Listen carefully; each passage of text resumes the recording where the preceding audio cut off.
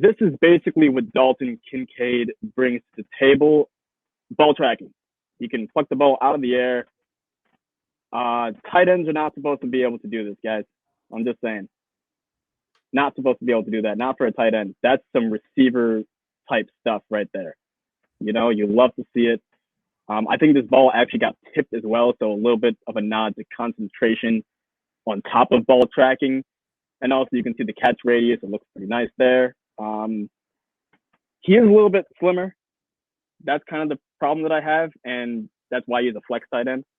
And I think we've heard the Bills come out and say, I think it was Brandon Beane, the general manager, he came out and said that they do anticipate Kincaid not being used on blocking. I don't know what the exact quote was, but it was something similar to that.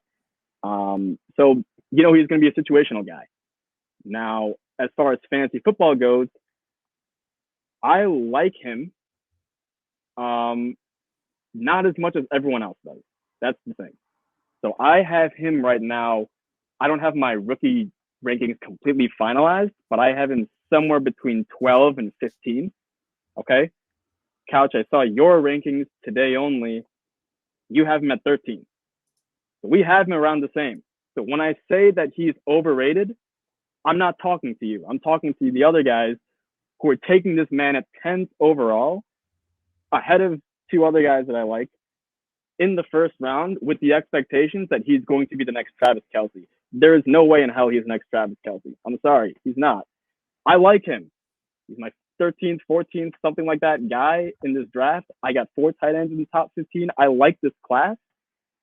The problem is you guys are you're putting me in a tough spot. Not you guys in particular, but in general, you guys are putting me in a tough spot when you're telling me, hey, let's pick Kincaid over Michael Mayer and some of these other guys, and put the expectation that he's going to be just some electric fantasy football asset, like top 3, top 5 tight end.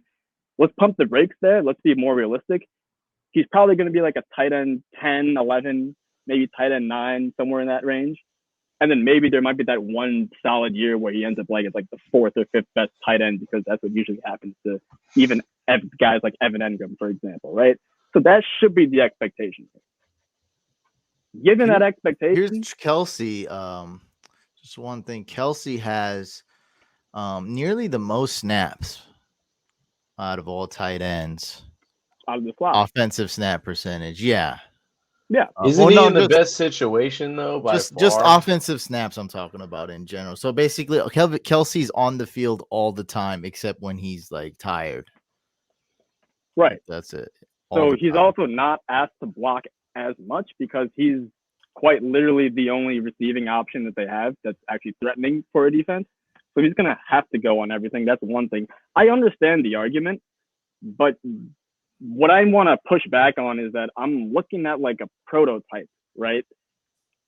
For example, let's talk about receivers for just a second because it's really simple for me to explain this.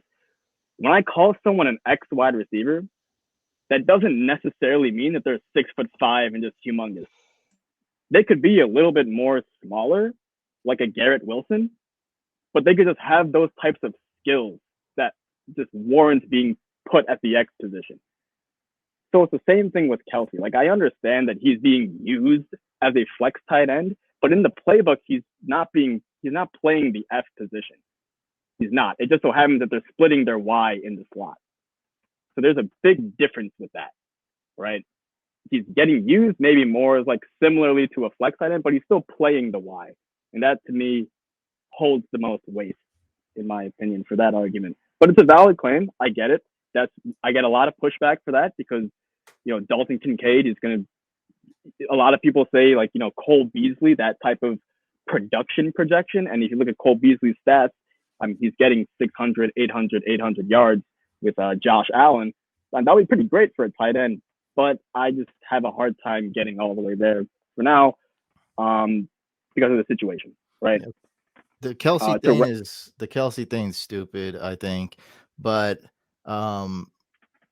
since we do technically agree on Kincaid, I think this is where we may kind of disagree. I have him ranked number 13 on my rookie dynasty rankings in non-PPR. Now, I'm looking at this guy. He looks very fluid. Like, he moves like water, which is so rare for a tight end. He's just so natural. Like, total opposite of clunky. I mean, the fit is good. I think people think it's better than me, but the fit is good. The draft capital is amazing. They went out of their way to go get him. The Bills did. So all that is good. And I still have him ranked low. But here's where I think we may disagree, like to have at least some sort of debate or another opinion instead of me just saying yes, is that in tight end premium, because of all these things. And okay, we got Bob in here. You got to talk about, when I say the Bills, also mean Josh Allen, which is a big part of the Bills. Of course, absolutely. I think in a tight end premium league, which is why I love playing Superflex and tight end premium, because that just breaks all these like stupid loopholes in fantasy where like don't draft a quarterback, don't like. You can go in these type of dynasty leagues where it's super flex and tight end premium. You could go any way and you can make any argument for any of those. I think Kincaid. Now I probably wouldn't, because I follow your advice when it comes to tight ends. But I think there's a great argument for really going after and reaching for Kincaid, maybe even like 7 overall, let's say, which is, I think people would go even further. Where did he go? I'm going to bring that up, where he went in that $250 draft we just did. I'm going to bring that up in a second. But like, so what do you say of people, drafted him super early in a tight end premium, let's say 7th overall? I'm cool with that. But my follow-up question would be, where is Michael Mayer going then, right? If Michael Mayer is going 12 overall and Kincaid is going 7, I mean, now I have a little bit of an issue because, especially for tight end premium, there has been no, and we're going to get to Michael Mayer in a little bit, but there has been no tight end in college football history more productive than Michael Mayer in over 20 years.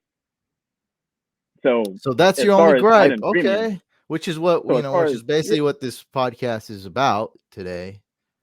Okay. Right. So that's your only gripe, is him going ahead of Mayer. Yeah. Other than that, Gotcha. I mean, I have him as my 4th tight end.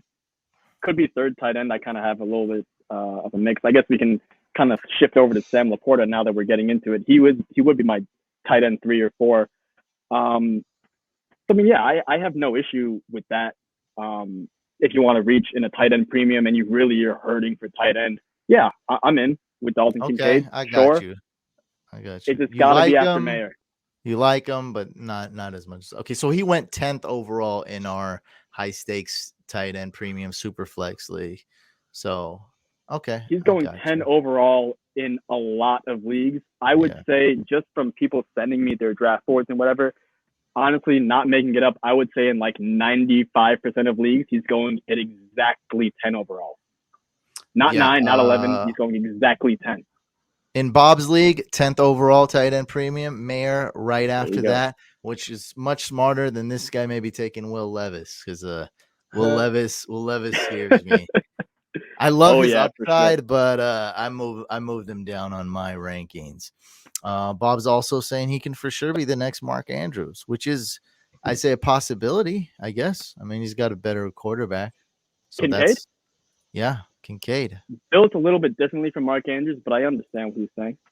Yeah, I mean, I think no way Mark Andrews, but he's got Josh Allen, which could make up for that.